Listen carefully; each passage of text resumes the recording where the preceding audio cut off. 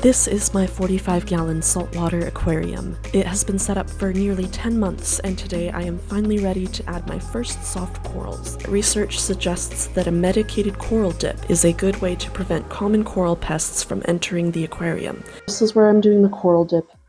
This is a freshwater dip, and then this is the saltwater that I'm putting things in after a dip. So I'll dip the corals in here, dip the macroalgae in here, and then put both into this container. I should have labeled them. Ooh, there's something crawling in there. I'll probably do the macroalgae while I'm preparing the coral dip. I think I did my last stuff for 5 minutes, but I think I might do like 8 minutes. This is the grape calerpa. I don't know how you say it. And this is our red, don't know how you say the scientific name. We'll keep that in there for 8 minutes, and I dechlorinated it because we don't want to use chlorine water, I would assume. Oh man, there's poor little critters in there. Sorry, dudes.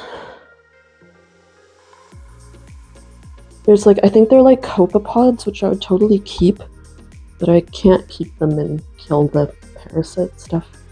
I'm sorry. And then, so for the coral dip, it's using this guy, because it's the cheapest on Amazon. And the directions are for 1 gallon of water. So I'm using my 4-liter jug here, because 4 liters is about a gallon. And this is the only like measuring thing I have that's close to that amount. So I'll pour this. This is just directly out of the tank as well. So this is just tank water. It's not new salt water. This is what I've been acclimating the corals in already. So they're used to this salt water. And then apparently you add 4 caps of the CoralRx. Ooh, it smells really weird. It smells very like herbal. But 4. It smells like cough drops or something. Ooh, it's very strong, or like tea tree oil. I'll probably just wait for the macroalgae to finish and then start doing the corals, so that I don't have to have 2 timers going. I got them in a bag as a trade on Facebook Marketplace. So I emptied the bag that they came in into this container here, and then I just sat that in the tank, floated it in the tank to temperature acclimate, and then I slowly added, I think like a 1/4 cup of tank water at a time until it was this full, which is like twice as much water as was in there before, probably 3 times more water. So it's mostly the new tank water with a little bit of their original water. And then I had to leave them in there for 2 days because we lost power and I didn't have any lights. So they've been in this container in kind of the dark for 2 days now, which probably isn't ideal, but I'm hoping they'll be all right. I've got 2 Kenya trees, and I think there's also a tiny piece of a Kenya tree that's like free floating that I'll try and save. And then there's a finger leather, which is apparently a Sinularia species. And these are all soft corals, so they're supposed to be hardy. I hope it's the case. And I think when I first got them, they were like much more closed up. They looked just like there was almost nothing on the rock, so they're definitely extended a little bit now. But I think that there's still polyps that haven't fully opened, and they'll probably close up again after the dip, I would assume.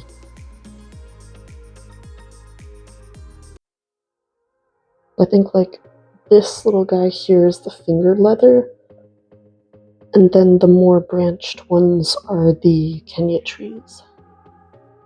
But I'll get a better shot of them once I put them in the tank. The time for the freshwater dip, I'm just going based off of Google results. It was hard to find a lot of information, but it seems like people recommend 5 to 10 minutes for the macroalgae. Maybe I'll have more coffee. Oh, except a fruit fly landed in my coffee. it's wrecked. There was a little critter in there that was swimming around, and I put it in the fresh water, and it died like really fast. It was really sad. But I guess it probably means it's effective. It's kind of brutal. Okay, sweet.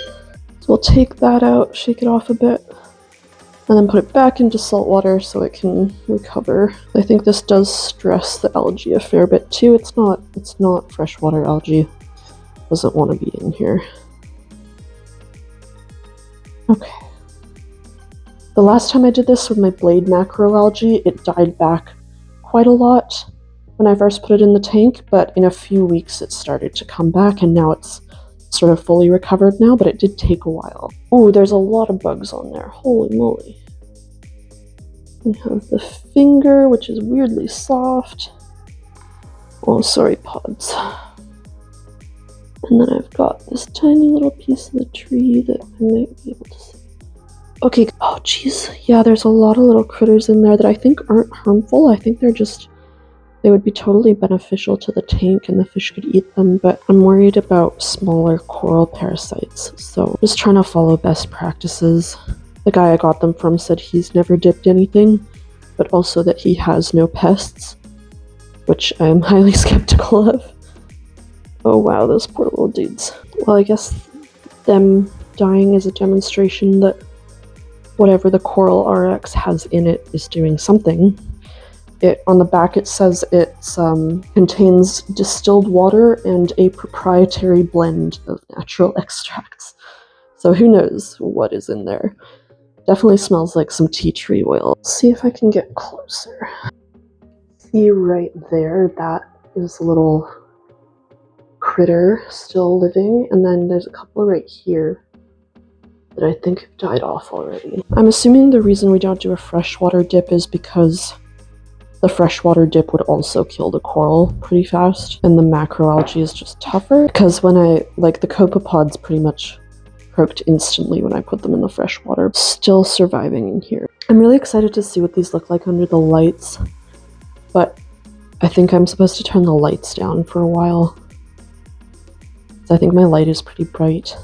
The instructions on the coral dip say you can do 5 to 10 minutes. I'm going a little bit closer to 10, which is obviously going to be probably harder on the coral, but also harder on whatever's on it. And based on the invertebrates that I can see coming off of it, there's a couple that are still alive a little bit, and I think it's been about 5 minutes now, so I'd probably err on the longer side if you're not too worried about your coral. It says it should kill flatworms, nudibranchs, bristleworms, zoa-eating spiders, and red flatworms, and then also helps to treat bacterial and fungal infections on the coral. Okay, I think that's good to take them out now. So it's been approximately 10 minutes. There's still a couple copepods trying to move around. They're mostly fried though. I'm just gonna try and use tweezers to handle these because, oh wow, there's one that's totally alive in there. Okay. Maybe they shelter in the corals. Oh well, I'll leave it at that and hope for the best. I had to throw out my reef gloves, so I'm just using my tweezers. Oh wow, there's one on there right now. Okay. Well, that makes me slightly suspicious of how effective this would actually be. I would love to test it more rigorously, because obviously there are still invertebrates that are alive and well in there, but it's past the recommended amount of time, so I'll leave it at that. I'll dump this out, and what we have left is just the corals in the fresh tank water. So, got the macroalgae, the corals, and now they should be ready to go in the tank.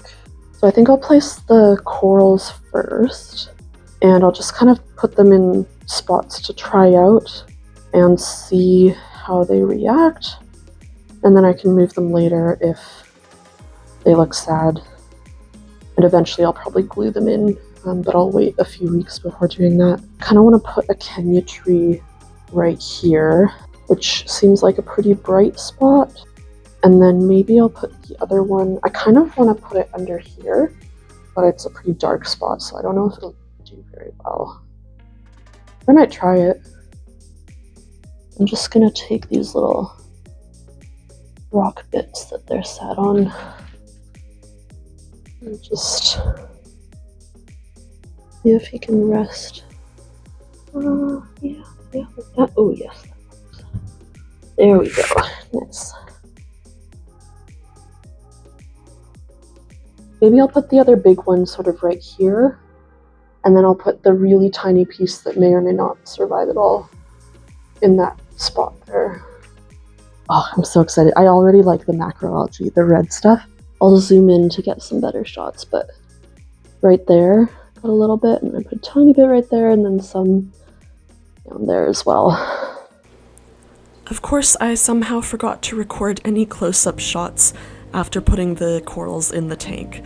Instead, here's my tank nearly 10 months later. It's come a long way since then, and I've even added a few more corals, and the Kenya trees are both thriving. The finger leather has survived, though it's suffered due to a lack of light. I have that corner of the tank blocked with foam to give my filefish a refuge from Pedra's aggression, but I'm impressed it's lasted as long as it has. Based on my experience, I would strongly recommend a coral dip with CoralRx when adding new corals to your tank.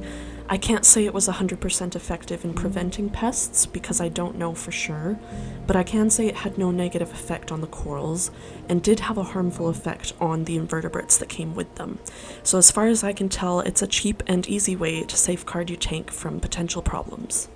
I have so much more to say about this tank and my experiences with it, so please stay tuned for updates in future videos.